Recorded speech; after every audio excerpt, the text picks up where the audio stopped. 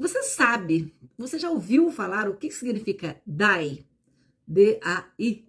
Fica comigo que eu vou te contar.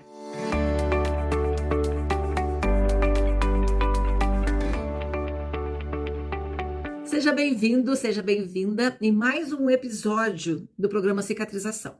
Eu sou Rivanda Toledo, sou enfermeira estomoterapeuta e trabalho com feridas há 30 anos ou mais de 30 anos. Nesse programa, eu apresento várias situações onde eu passo informações para vocês de qual a melhor forma de cuidar de uma ferida. E é um assunto que eu adoro, então estou aqui dividindo com vocês todo o meu conhecimento, porque o conhecimento não tem valor se você ficar só para você, né? Então, eu faço questão de estar aqui. Um dos motivos de que esse projeto foi criado foi para que possa dividir o conhecimento com vocês. E é necessário, porque cuidar de feridas, nós temos que ter conhecimento. Não tem como, né, cuidar de feridas sem ter um conhecimento científico. Ainda mais agora que o mercado, né, a indústria farmacêutica está lançando a cada dia produtos novos para ser tratado feridas. Só que não adianta você ficar só pensando no produto, né? Existe uma fase anterior ao produto. Então, é isso que a gente está conversando. Essa fase anterior é uma fase onde você consegue conhecer o paciente, você deve conversar com o paciente e para poder decidir qual é o melhor produto para ele. E nem sempre os produtos caros são os produtos melhores, né? Nós podemos melhorar as lesões com produtos de um preço acessível, tá? Mas é necessário que a gente se empodere de conhecimento. E o tema dessa noite vai ser DAI. O que significa DAI? Dermatite associada à incontinência. Essa denominação, gente, até então é uma denominação recente, praticamente nova. Ela era conhecida como assadura, né? Assadura de bebê, assadura em paciente idoso, ou mesmo paciente acamado, ela era conhecida como assadura. Então já não se usa mais esse termo assadura. Hoje chama-se dermatite, chama-se DAI, que é dermatite associada à incontinência. E o que vem a ser o DAI, né? Uma DAI. Ela tem como diagnóstico diferencial algumas outras dermatites, tipo uma dermatite de contato, uma dermatite atópica, uma dermatite seborreica. Então, existem outros tipos de dermatite. Porém, a dermatite, a DAI, né, associada à incontinência, ela é um diagnóstico que tem que ser feito, né, porque ela é associada à incontinência urinária e à incontinência fecal, ou ambas, né? Então, nós temos que definir essa DAI como uma etiologia da lesão, né? Assim como outras, a lesão por fricção até então não era conhecida como lesão por fricção e hoje já é. Hoje é definida como uma lesão, uma etiologia de lesões. A DAI também é definida como uma etiologia de lesão. Então seria uma dermatite associada à incontinência. Então seria a incontinência urinária e a incontinência fecal. E é muito comum, gente, é mais comum do que a gente imagina. Bastou a pele entrar em contato com a urina, né, em tempo prolongado, contínuo, né, ou com as fezes, ou com os dois, o que agrava o quadro da DAI. É tão comum a gente ver, porque... Só que, assim, as pessoas acabam negligenciando esse diagnóstico. Eles não veem isso como uma lesão de pele, e isso é uma lesão de pele. Então, nós temos que considerar a DAI como uma ferida. Então, é tratada como uma ferida.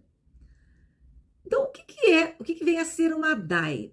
Ela é uma dermatite, né? Uma alteração na pele, é uma patologia da pele, que está diretamente relacionada à eliminação, à incontinência fecal urinária. Significa isso?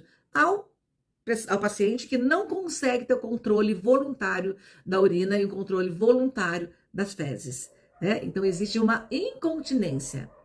Porque se ele conseguisse ter um controle, chamaria continência urinária e continência fecal. Como ele não consegue ter o controle, nós chamamos de incontinência urinária e incontinência fecal, tá? E ela pode, é muito comum aparecer isso em pacientes, em crianças, né? Essas assaduras de crianças também é uma dermatite associada à incontinência.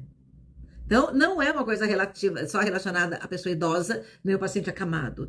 A criança também tem. Toda criança que vive com a fralda muito úmida, cheia de urina, várias horas por dia, é uma pele que fica friável, que vai ficar com certeza com assadura, que hoje nós chamamos de DAI, tá bom? Então, a gente precisa nos preocupar com isso, saber que é uma etiologia de uma lesão. E ela pode acometer várias regiões do corpo, não necessariamente a região perineal, né? Porque por estar ali muito presente a urina e as fezes. Onde quer que esteja, que fique bastante úmido, né? Ou no pescoço, embaixo do braço, embaixo da mama, onde tem excesso de umidade, onde vem a alterar a estrutura da pele, é uma DAI, tá? Só que comumente a mais comum que a gente conhece como DAI é aquela associada na região perineal, associada à incontinência urinária e fecal. São as que mais se agravam quando não cuidadas, tá?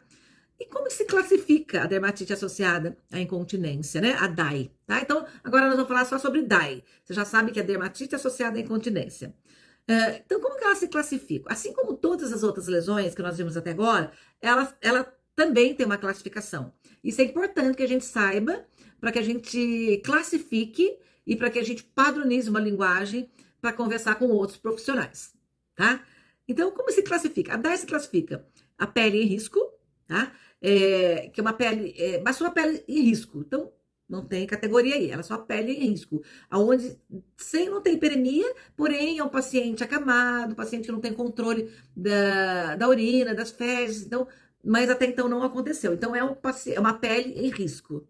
É uma categoria que a gente chama-se pele em risco, tá? Que a pele ainda é uma pele normal, comparada à pele adjacente. Ela é igual à pele adjacente, é uma pele normal. Então, essa é a primeira categoria.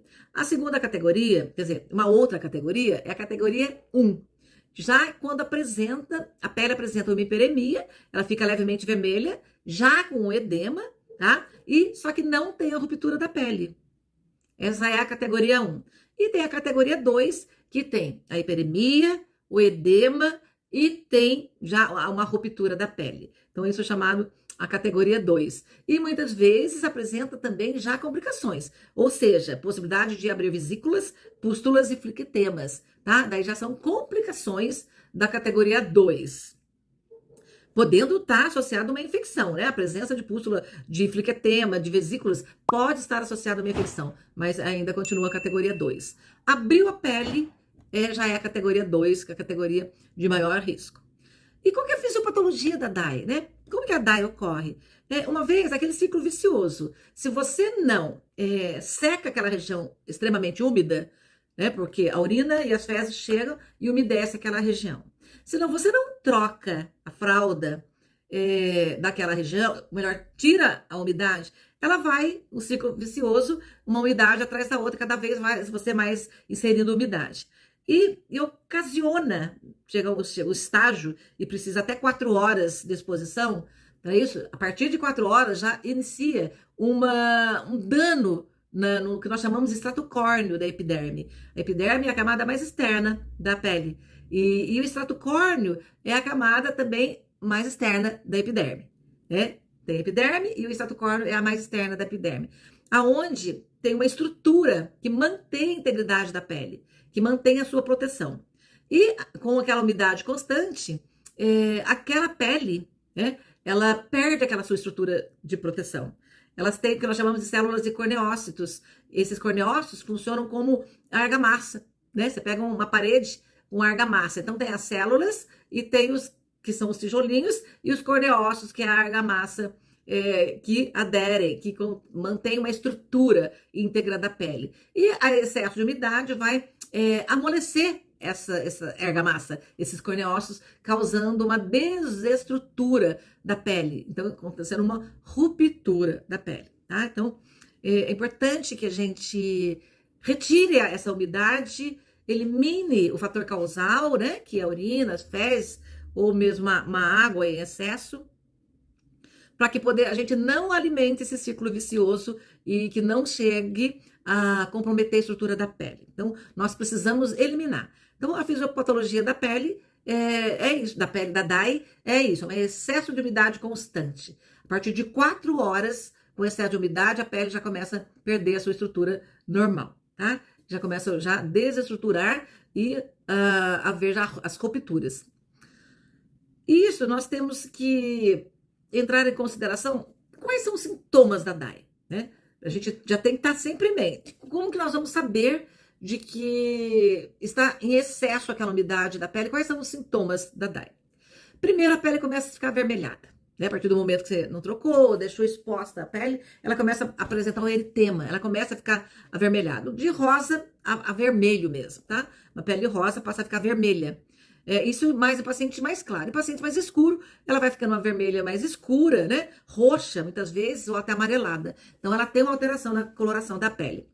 Ela vai ficando macerada é aquela pele extremamente úmida, cozida. Maceração, eu digo que é cozida, igual o papel molhado, rasga facilmente. Ela já perdeu a sua estrutura quando ela é possível, então ela rasga facilmente. Essa é a perda da estrutura da pele, né? Quando não tem mais aqueles tijolinhos, argamassa segurando as células ali. Rasga. Pode apresentar edema, né? O edema pode estar presente. Então, além do eritema, então tem o edema que pode estar presente. E ela pode se apresentar mais aquecida ou mais endurecida também, quando comparada com a pele normal. Ela pode, né, além dessas aparências todas, ela pode apresentar vesículas, flictemas, pústulas, né? E pápulas, né? E as pústulas são aquelas bolinhas amarelas que podem ter bactérias ali dentro. Então, elas vão apresentando complicações à medida que você não cuida da DAI, né? No início. E ela pode se romper e apresentar uma lesão mais profunda, né? Com exposição da derme. E quais são os sintomas? Ela tem muita dor, né? Nós temos que ver com uma lesão de pele, o paciente sente muita dor, né? Uma ardência, imagina uma urina ácida numa pele lesada, né? Então, uma pele lesada, ele vai sentir muita dor, ardência e também prurido. E muitas vezes até formigamento na lesão. Isso é importante ver. E a dor aparece mesmo quando não há ruptura da pele. Então, a gente tem que ficar atenta à queixa desse paciente quando essa pele estiver com DAI, tá?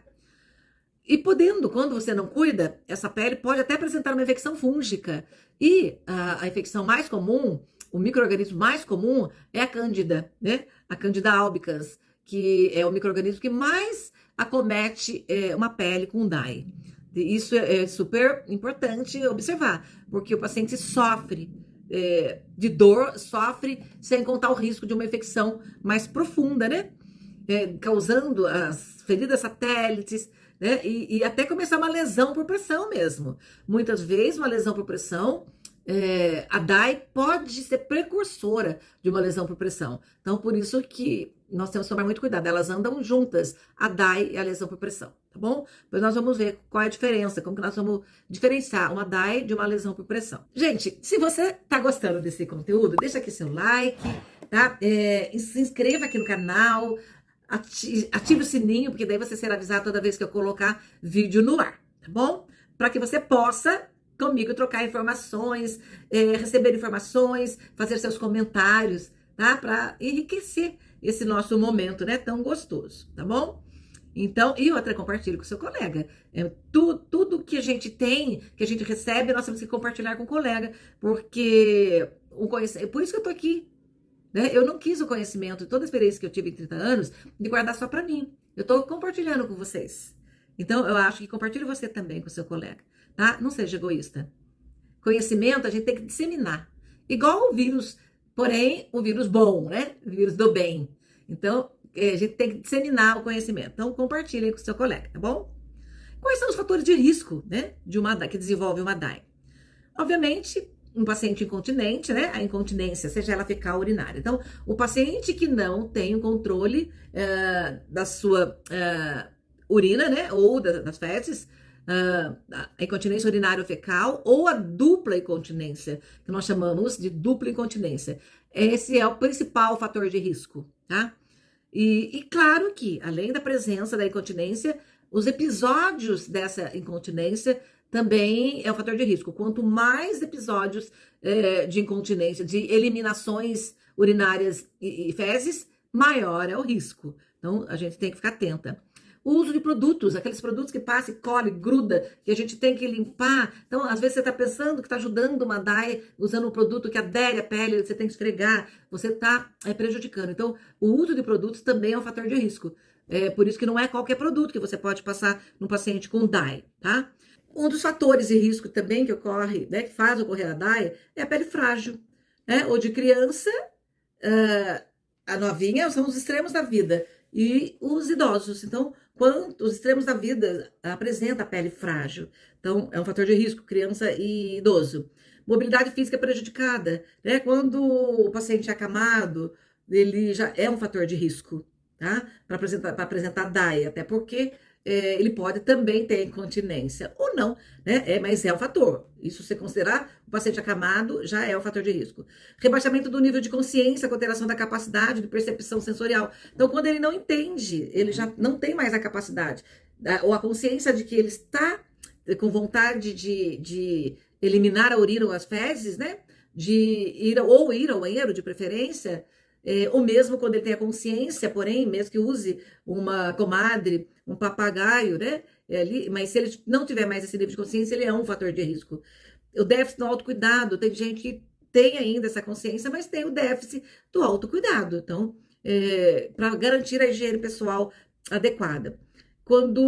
E a dor diminui, né? Quando você começa em 2 dias de tratamento, a dor diminui. Se a dor não diminui, a dor então é um sinal de que a dor não diminuiu, você tem que rever, porque o fator de risco ainda continua. Então, a dor é um alerta, tá? A hipertermia, a gente já viu que a pele fica quente, né?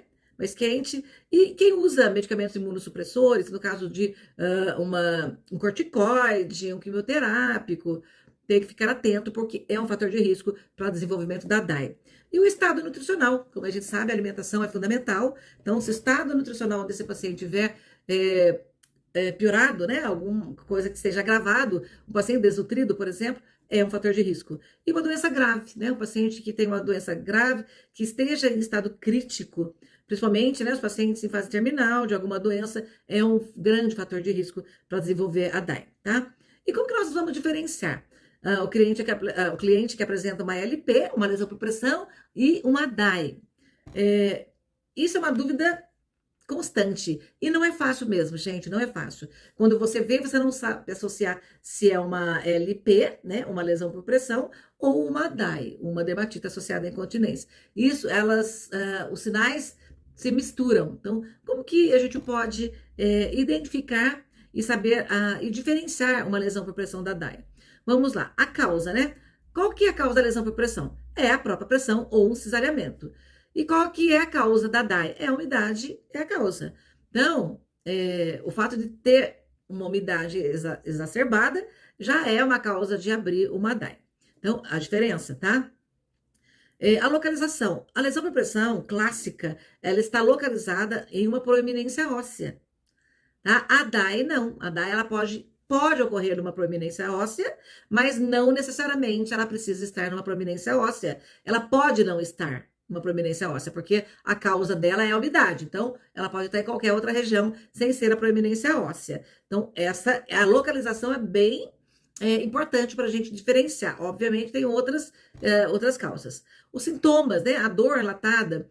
Existe uma dor relatada ou percebida. E a dor da DAI, né, da lesão por pressão, é uma dor percebida, relatada. E a DAI, a dor, ela tem vários pontos, né, de dor, de ardor, prurido, ardência, formigamento. Então, existem essas sensações que o paciente pode... ardência e ardor, eu acho que é uma das que mais diferencia de uma LP. O formato da lesão, as feridas geralmente da LP, elas são circulares ou regulares, e na DAI, elas são vários pontos de lesões superficiais, sem uma regularidade de borda, tá? A profundidade, a lesão por pressão, ela pode ser superficial, né, no estágio 2, né, ou até mais profunda, no caso do estágio 3 ou 4. E a DAI, geralmente, elas são mais superficiais, né? Principalmente quando há uma associada a uma infecção, ela pode ter uma profundidade um pouco maior, mas daí já num estágio maior não chega a ser uma lesão profunda como uma lesão por pressão. A cor, a lesão por pressão geralmente inicia com hiperemia, né, uniforme, e a DAI já não tem uma hiperemia uniforme. Ela já existem áreas de coloração vermelha ou claras ou brancas, tá? Então, essa é uma diferença. E o tipo de necrose. Na LP, na lesão por pressão, existe a necrose, que é aquele tecido escurecido preto, né? Marrom, cinza, esbranquiçado, uma necrose ou esfacelo, e na DAI não tem, tá? Na DAI não tem necrose presente. As bordas são regulares na LP e são irregulares na DAI. E outros sinais, pode haver infecção de tecidos mais profundos na LP, tá? E na DAI a infecção geralmente é superficial, porque a DAI é uma lesão mais superficial que acomete a epiderme e a derme. E como que nós vamos fazer a prevenção e tratamento da dermatite, né, dessa DAI? Nós vamos sempre associar a remoção das fezes da urina, né, e da sudorese e o excesso da urina. A sudorese também causa o DAI se você não... É o excesso de suor, né? Se você não trocar o paciente. Aquele excesso de umidade pode causar a DAI. O tempo, se você não trocar o paciente, não reduzir o tempo de exposição a essa umidade, por isso que é importante você estar sempre trocando a roupa do paciente para evitar o excesso de umidade. E a aplicação de algum produto, né? No intuito de promover uma barreira eficaz e o manejo da incontinência. Então, sempre é indicado o uso de algum produto para evitar, para formar uma barreira, para evitar esse contato, né, da umidade. Então, tem que proteger a pele contra a umidade. Então, como que nós vamos fazer? Sempre limpar a pele do paciente com uma toalha. Hoje existem toalhas apropriadas, tanto para limpar a pele da categoria 1, como da categoria 2, ou da pele sem risco, pele de risco, só com risco. Então, existem sempre as toalhas ideais, são apropriadas para trabalhar com DAI, né, para tratar a DAI. E se não tiver essa toalha, então que use uma toalha macia, não esfregue, né, não faça fricção na pele, sempre dando batidas na pele, tá? Então, nada de fazer esse movimento na pele, sempre dando batidas. Atenção que os lenços umedecidos, eles não são apropriados para fazer limpeza de região para prevenir a DAI. Isso é muito importante, porque tem gente que usa os lenços umedecidos. Eles não são apropriados. É melhor que use água pura do que lenço umedecido. Ele tem propriedades irritantes para uma pele já irritada, né? Ou uma pele comprometida. Então, existem produtos, principalmente acessórios, esses produtos geralmente são compostos de meticona, são produtos especiais que vão fazer esse isolamento e cuidar da pele já comprometida, tá bom? Evitar usar sabonetes comuns, gente.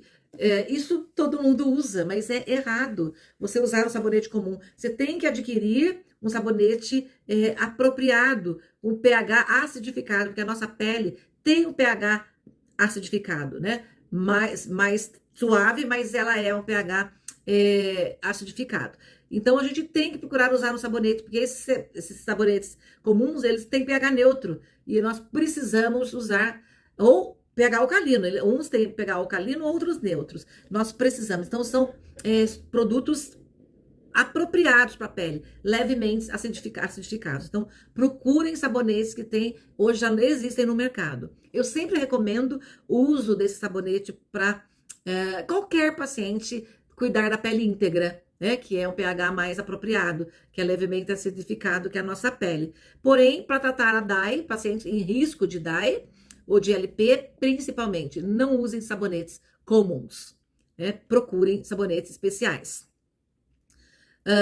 Né, a secagem com delicadeza e a água é o último recurso. Se não tiver como usar essas toalhas que têm esses produtos, né, a dimeticona, que para cuidar da pele em fator de risco, a água é o último recurso, porque a água ela tem um pH também não apropriado para a pele, tá? Então, o pH da água é um pH neutro. Então, a gente precisa de pôr um produto levemente ácido. É estranho falar, né? Dá a impressão que é ácido que vai machucar, porque a gente sabe que o ácido machuca, mas não. Por que a pele tem um pH levemente ácido? Para ela mesmo proteger contra a invasão de micro-organismo, contra a invasão. Por isso que ela tem levemente ácido. É uma proteção que a pele tem de liberar, né? Impedir, melhor dizendo, a penetração de micro-organismos, tá bom? Fraldas, olha só, usar as fraldas absorventes, tá? Fralda absorvente, a fralda de pano, gente, é contraindicada, tá? Então, por mais barato que seja, sai caro se usar fralda de pano, porque a fralda de pano não absorve o suficiente, e se absorve, não isola a umidade da pele. As fraldas apropriadas, né? As fraldas descartáveis, elas são apropriadas para absorver e não deixar a umidade na pele. Obviamente que uma fralda não pode ficar encharcada, por isso que tem que trocar com menos de 4 horas as fraldas com quem tem incontinência. E como é que a gente pode controlar a incontinência urinária e fecal? Como é que, ó, isso é uma dica super importante, tá? Eu vou falar de uma coisa super importante. Quem que controla a incontinência e quem controla a incontinência urinária e fecal? Geralmente, os pacientes, quando começam a demonstrar que estão ficando incontinentes, as pessoas já colocam fralda. Então, evite isso. Procure estimular a autonomia do paciente a pedir para fazer xixi, para evacuar. Estimule essa autonomia. Porque quanto mais autonomia ele tiver, ou de preferência ir até o banheiro para fazer, ou avise que quer fazer xixi, nem que seja para colocar a comadre ou o papagaio, mas não use fralda como uma opção de diminuição de trabalho, porque você vai ter um trabalho lá na frente de cuidar da DAI, tá? Ou de uma lesão por pressão. Então, utilize esses recursos, estimule essa autonomia do paciente, isso é super importante, né?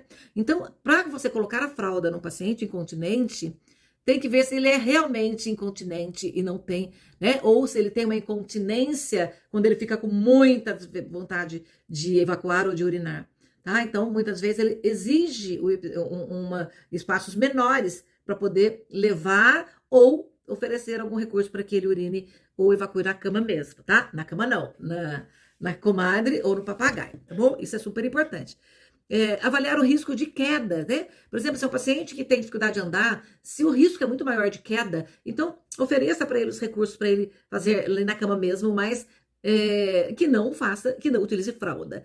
Você viu que nós estamos deixando a fralda para último recurso? Então, isso, e é muito comum, eu vejo muito comum, qualquer paciente que dá trabalho quer usar fralda. Então, não é assim. E o rebaixamento do nível de consciência, se um paciente não consegue pensar ou falar que ele quer o banheiro, né? Então, se ele está realmente totalmente dependente, não consegue comunicar, mas tem que ser avaliado se ele consegue. Então, deixar para usar fralda em pacientes que realmente nunca conseguem comunicar e nem conseguem ir ao banheiro pelo risco maior de quedas, né? Que mais? Quando o cliente consegue controlar, né? Quando ele não consegue controlar a diurese dele, antes de pôr a fralda, procurar, obviamente, conversando com o médico, a possibilidade de se fazer um cateterismo vesical de demora, né, ou de alívio, né, ou intermitente, ou um cateterismo vesical de demora, para manejo dessa incontinência, né, dessa diurese, para evitar o uso de fraldas. Você vê que a gente está combatendo o uso de fraldas, né, que é para evitar a DAI. Então, tanto faz a categoria 1 como a categoria 2, né, ou a pele em risco, os cuidados são sempre os mesmos. E sempre utilizar o creme barreira, tá? Sempre após a limpeza, né, com uma esponja apropriada, tá? Secar muito bem, deixar a água normal, e o último caso, se você não conseguir arrumar essa esponja apropriada. E sempre secar muito bem e utilizar um creme barreira. Tá? Um creme barreira hoje em dia, existem vários produtos de excelente qualidade que você pode estar usando para poder proteger essa pele de não iniciar uma DAI. Né? Então, chama-se creme barreira. Existe o creme barreira em pomada, existe o creme barreira em spray.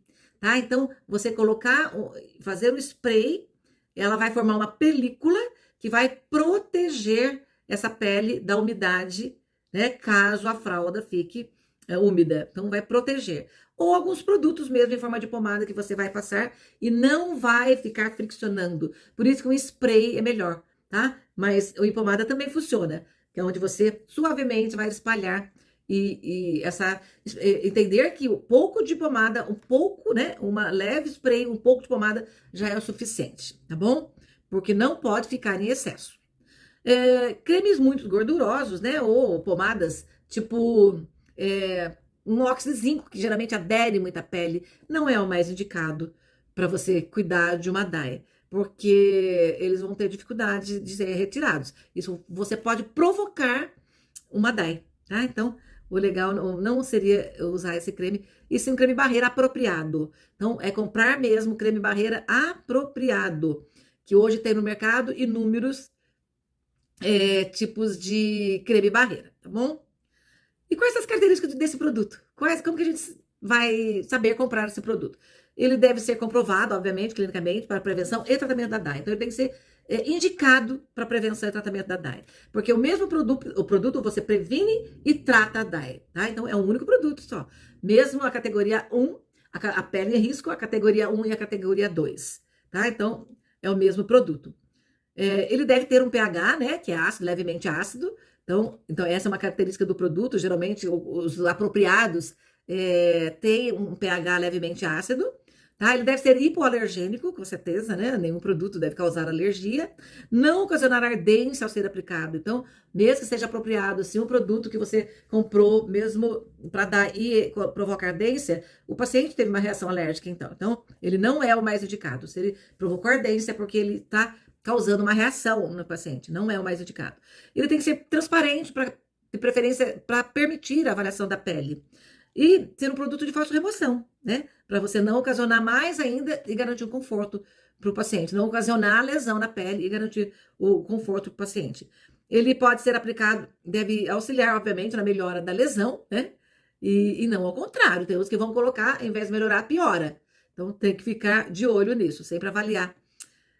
E permitir o uso de outros produtos simultaneamente, bem como a fixação de adesivos médicos, se houver necessidade. Então, se houver necessidade de fazer um curativo ou algum outro adesivo que precisa ser colocado, escolher um produto, então, que permita. Geralmente, os sprays formam uma película, né, que permite você colar um adesivo, tá? E deve ser um produto que reduz o número de recursos a serem utilizados e o tempo necessário para o tratamento. Então, ele deve ser... quanto menos coisas você puder usar, então um único produto para você fazer a prevenção e o tratamento. Então, quanto menos coisa você colocar naquela pele, é melhor, tá? É igual a pele por fricção, muito faz quem não atrapalha, deixa a pele quietinha lá. E, obviamente, deve possuir um bom custo-benefício, né? Você vai procurar que atende às características ideais para você fazer um tratamento de prevenção e que tenha um custo-benefício bom, tá bom? Geralmente, aplicar, né, após a limpeza, aplicar essa película protetora. Obviamente, eles são sem álcool, não pode ter com álcool, né? A base termopolímero ou a dimeticona, né? E o termopolímero, a dimeticona geralmente são as toalhas, as compressas. E o termopolímero de acrílico, uma película de composição semelhante, mas todas sem álcool, tá? Então, sempre procurar produtos apropriados para DAE. Sempre em pequena quantidade, não precisa exagerar na quantidade. Aliás, o exagero da quantidade só piora, né, a proteção. Uma película é o suficiente. Usar fraldas absorventes, não usar fraldas de pano, né? Se dentro de uma semana após a implementação desse cuidado não melhorar, obviamente tem que avaliar a infecção, tá? Uma infecção concomitante indica-se de recolher amostras para poder ver se tem algum micro-organismo ali, né? Então, ao identificar o agente causador dessa infecção, muitas vezes isso leva a uma infecção, sim, tá? Geralmente é o micro-organismo é a Candida albicans, que eu falei, né? E obviamente que o médico que vai ter que tratar, né, essa infecção. Não usar antimicrobiano tópico de rotina para prevenir a infecção, não usar. E sim usar o creme barreira, né? E o cuidado de secar, de trocar fralda, todas isso que a gente falou. Tá? E quando não sarar, suspeita de outro tipo de dermatite. Né? Sempre tem dermatite de contato. Eu falo que pele não é fácil mesmo, não é fácil. Você fazer um diagnóstico de pele é muito difícil. Então, quando você implementa um plano terapêutico, né, baseado nos seus conceitos científicos, se não melhorar, reveja a sua conduta, tá? Para poder ver se realmente não existe uma outra causa, se não tem um outro diagnóstico a ser feito ali. E claro que sempre precisar de ajuda do médico, né? A equipe tem que ser multiprofissional Nunca ninguém trabalha sozinho, sempre precisa da ajuda de um médico para fazer o diagnóstico e prescrever a medicação sistêmica, que caso seja necessário. E o que pode acontecer se a gente não tiver essa noção, né, de que a gente precisa tratar uma DAE? O que pode acontecer? O que pode? Obviamente que piora todo esse quadro, né? Piora a qualidade de vida do paciente, cai, o paciente vai ficar com muita dor, com riscos de infecção, tá? Então, e aumenta. Quanto menos você cuidar de uma DAE, maiores são os riscos, são os fatores de riscos de causar uma lesão por pressão, que pode aprofundar, vir causar uma septicemia, uma infecção, uma septicemia e óbito. Diz que ferida não mata, ferida leva sim o paciente ao óbito, tá? E a DAE é uma lesão de pele, é uma patologia que compromete a integridade da pele. Então, ela é uma lesão, sim, uma ferida. Tá? E, obviamente, você vai estar diminuindo os custos, né? Quando você faz a prevenção e o tratamento imediato para não piorar essa lesão, você vai estar diminuindo os custos de recursos materiais, de mão de obra e ganhando tempo com isso. Sem contar que você vai estar realizada profissionalmente, porque você vai ver resultado no seu trabalho. Tá? Então, você vai ser reconhecida e valorizada. Tá? Eu acho que a gente só é valorizada quando a gente vê e os pacientes e a família vê o resultado do seu trabalho. Tá? O seu valor vem pela sua capacidade de resolver aquele problema. Então, existem muitos benefícios da gente cuidar da DAE. E esse é o nosso compromisso que nós temos com o paciente, não é mesmo?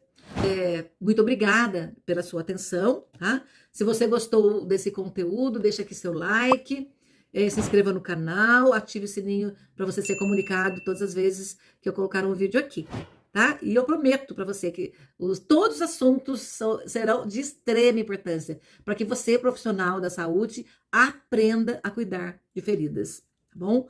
A cuidar e a prevenir as feridas, né? Porque a gente não só cuida, como a gente tem que trabalhar na prevenção. Isso faz parte da nossa missão, tá bom? Compartilhe com seu colega, dissemine esse conhecimento, né? Não dissemine a doença, dissemine o conhecimento para a gente prevenir a doença, promover a saúde e cuidar e tratar a doença, né? E os conteúdos desses vídeos todos vão estar descritos aqui, tá? Nos canais do YouTube, do Facebook e do Instagram. Tá bom, gente? Muito obrigada pela atenção e até o próximo vídeo. Tchau!